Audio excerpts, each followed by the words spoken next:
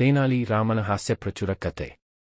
ಒಂದು ದಿನ ವಿಜಯನಗರದ ಅರಮನೆಯಲ್ಲಿ ಒಬ್ಬ ಹೆಮ್ಮೆಯ ಜ್ಯೋತಿಷಿ ಬಂದು ರಾಜನ ಮುಂದೆ ಹೇಳಿದನು. ಮಹಾರಾಜ, ನಾನು ಭವಿಷ್ಯ ಹೇಳುವಲ್ಲಿ ತಾರೆಗಣಿತದಲ್ಲಿ ನಿಪುಣನಾಗಿದ್ದೇನೆ. ನಿಮ್ಮ ಭವಿಷ್ಯವನ್ನು ಹೇಳಬಹುದು?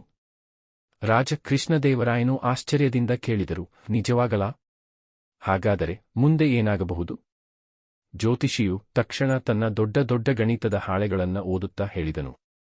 ಮಹಾರಾಜ, ನಿಮ್ಮ ಅರಮನೆಯ ಕೋಣೆಯೊಂದರಲ್ಲಿ ಒಂದು ದೊಡ್ಡ ಅಪಾಯ ನಿಮ್ಮನ್ನು ಎದುರು ನೋಡುತ್ತಿದೆ. ಇದನ್ನು ಕೇಳಿದ ತೇನಾಲಿ ರಾಮನು ತನ್ನ ತಲೆಕೂದಲನ್ನು ಪರಿಮಳಿಸುತ್ತಾ ನಗುತ್ತಾ ಹೇಳಿದರು, ಮಹಾರಾಜ, ನಾನು ಸಹ ಭವಿಷ್ಯ ಹೇಳಬಲ್ಲೆ. ರಾಜ ಕುತೂಹಲದಿಂದ ಕೇಳಿದರು, ಏನು, ನೀನು ಕೂಡ ಭವಿಷ್ಯ ಹೇಳಬಲ್ಲೆಯಾ? ಹೇಳು ನೋಡೋಣ. ತೇನಾಲಿ ರಾಮನು ತಕ್ಷಣ ಹೇಳಿದರು, ಮಹಾರಾಜ, ಈ ಜ್ಯೋತಿಷಿಯು ಹೊಟ್ಟೆ ಹಸಿವಿನಿಂದ ತೊಂದರೆಗೊಳಗಾಗುತ್ತಾನೆ. ಜ್ಯೋತಿಷಿ ಕೋಪಗೊಂಡು ಪ್ರಶ್ನಿಸಿದನು, ಹೇಗೆ? ನಾನೇನು ಹಸಿವಾಗುವ ಲಕ್ಷಣ ಇಲ್ಲ. ತೇನಾಲಿ ರಾಮನು ಹಸಿ ಹಾಸ್ಯ ಮಾಡುತ್ತಾ ಹೇಳಿದನು, ನೀವು ನಿಜವಾಗಲೂ ಭವಿಷ್ಯ ಹೇಳಬಲ್ಲವರು ಅಂದ್ರೆ ಮುಂದಿನ 10 ನಿಮಿಷಗಳಲ್ಲಿ ನಾನು ನಿಮಗೆ ಊಟ ಕೊಡ್ತೀನೋ ಇಲ್ಲವೋ ಅದನ್ನು ಈಗಲೇ ಊಹಿಸಿ ಹೇಳಿ. ಜ್ಯೋತಿಷಿ ತಡಬಡಿದು ಉತ್ತರಿಸಲು ಸಾಧ್ಯವಾಗಲಿಲ್ಲ.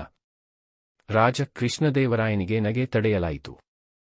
ಅವರು ತಕ್ಷಣ ಆದೇಶಿಸಿದರು, ಈ ಜ್ಯೋತಿಷಿಯು ತನ್ನ ಭವಿಷ್ಯ ತಿಳಿಯಲು ಸಾಧ್ಯವಿಲ್ಲದಿದ್ದರೆ ಇನ್ನು ಇವನಿಂದ ನಮಗೆ ಏನು ಲಾಭ?